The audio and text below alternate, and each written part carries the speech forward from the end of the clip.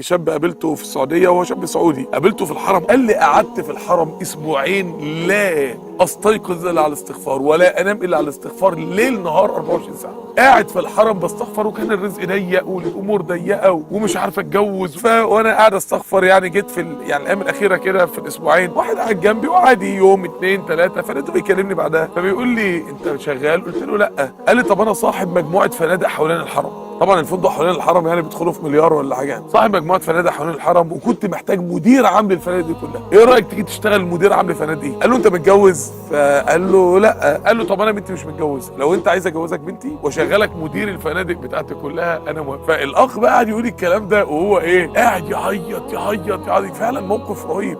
الاستغفار ده يا اخواني معجزات يا اخواني. كان في يعني فتاه كده وكانت يعني داخله الجامع ومهمومه، فواحده بتقول لها انت يعني مهمومه ليه يا بنتي؟ انت جوزك مزعلك ولا ايه؟ قالت لها انا مش متجوزه اصلا. قالت لها ده انا بحسك مخلفه. قالت لا لا انا عندي اولاد بس اولاد لعب كده مسميه، ولان نفسي اخلف ولا ما اتجوزتش ومفيش حد متقدم والدنيا صعبه يعني وانا اموري الماديه فقيره ونفسي اشتغل. قالت لها اقول لك على حاجه تعمليها بس تصبري عليها وكل مشاكلك هتتحل. قالت لها الاستغفار. قالت لها الاستغفار. البنت بتقول قعدت تستغفر يوميا لدرجه 500 مره في اليوم، لا 1000 مره في اليوم، لا 2000 مره في اليوم، حاجه بقى قاعده تتزايد. سبحان الله العظيم في خلال شهور قليله اتجوزت وحملت واشتغلت.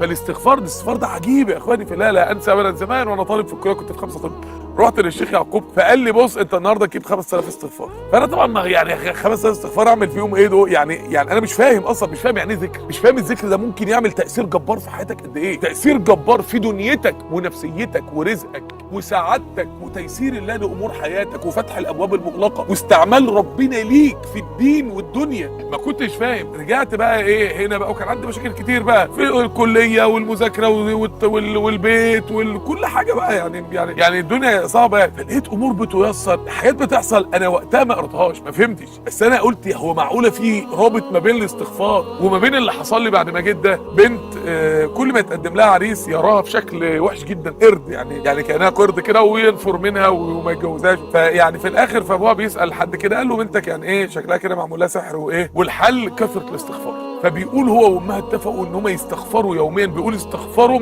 في ايام 75000 مره، 75000 مره. بيقول نام شاف في الرؤيا ان حد بيقول له ان بنته معمول لها سحر وان السحر في الشارع اللي وراهم في ارض فاضيه كده خرابه كده في طوبه فيها تحتها السحر ده. الساعه 2 بالليل صحي نزل راح المكان بيرفع الطوبه لقى حاجات ايه زي اللي هي بتبقى مش عارف ضوافر ومش عارف ايه وكلام طلاسم شويه حاجات من الكلام ده يعني. حرقها بقى فكها. يعني بنته في نفس الاسبوع يعني تقدم لها عريس وتوافق عليه وده اللي تزوجته. يعني سبحان الله. هو الاستغفار بيحصل بيه كده يا جماعه، والذكر بيحصل فيه كده. الذكر من اسباب الكرامات، الذكر من اسباب انك تبدا تشوف رؤى صالحه صادقه مبشره وموجهه، الذكر من اسباب اجابه الدعاء السريع، الذكر من اسباب انك انت يمرض حد كده تحط ايدك على موضع الالم وترقيه ربنا يذهب الالم فورا ويذهب الالم وانت ترقيه. يعني الذكر فعلا اكتر حاجه انا شفت في حياتي الله بيعاملك فورا بسببها اول ما بتبدا تعامل ربنا بيها هي ذكر الله سبحانه وتعالى.